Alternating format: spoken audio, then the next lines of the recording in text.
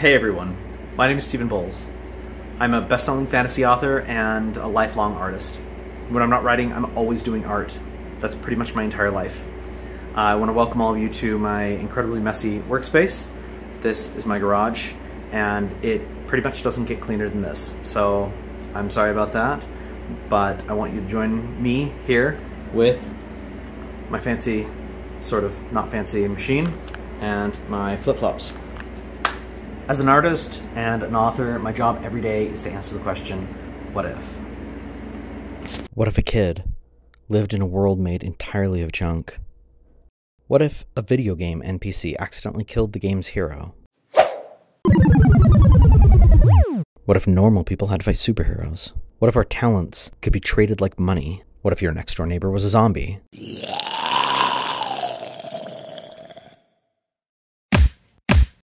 What if art, to me, was more than writing, but the way I lived my life? What if I built a giant tree in my living room?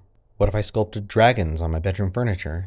What if my dining room table was made of stained glass? What if I learned how to use a forge? What if I learned to do ceramics? What if I sanded and painted my fridge? What if I sculpted the sheet? What if I built massive spiders and put them on my roof? What if all of that wasn't enough? What if I imported a gigantic industrial CNC machine from China? What if I used it to carve into resin and create an art that nobody had ever seen before? I've always loved epoxy resin. I love the way that it looks. I love the way that it shimmers.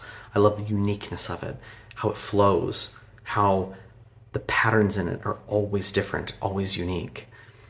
I have always wanted to try different things with epoxy and felt limited by its capacity. So about 1.5 years ago, I came up with an idea with epoxy resin that I had never seen done before and never heard of.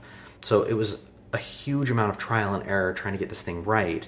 But basically what I did was I took a solid surface of epoxy resin and milled into it a shape and then poured another color inside the black that I had started with, and then I milled in a second color when it had cured, and then when that second color had cured, I cut and poured a third color, and a fourth color, and a fifth color, until at the very end you had this big mess of colors that were just kind of scattered all over the piece, and inside that mess of colors was this image that was lying in wait, hiding about a couple centimeters below the surface.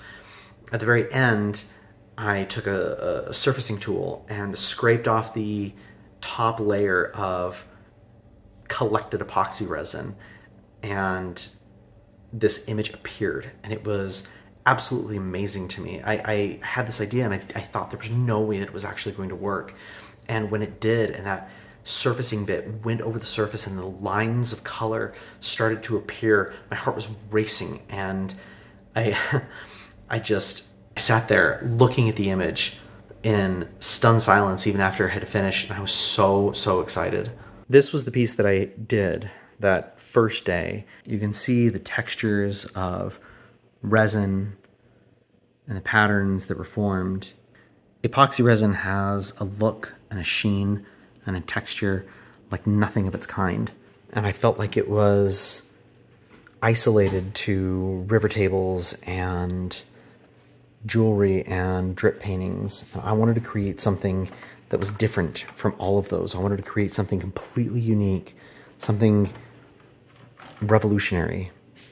That was when round 2 came in. I contacted my local metal supplier and got a hold of some 1/4-inch aluminum plate and then poured the black resin directly onto the metal plate. But the problem with the aluminum was that it was heavy and hard to work with. So then I thought, what if I start working with plexiglass and use plexiglass as the canvas? This was when the third and current version of veiled resin was born.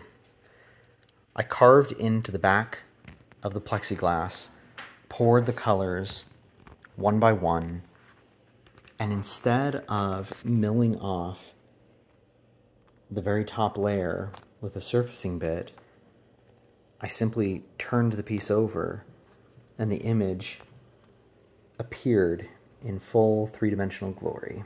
As soon as I started with the clear plexiglass slab, I knew I had found the answer I was looking for. The colors were beautiful. They had such dimension. They glistened. Ever since that moment, I've worked to continually refine and perfect the process as much as possible. So back to the what if. What if I found a super cool company to make art with?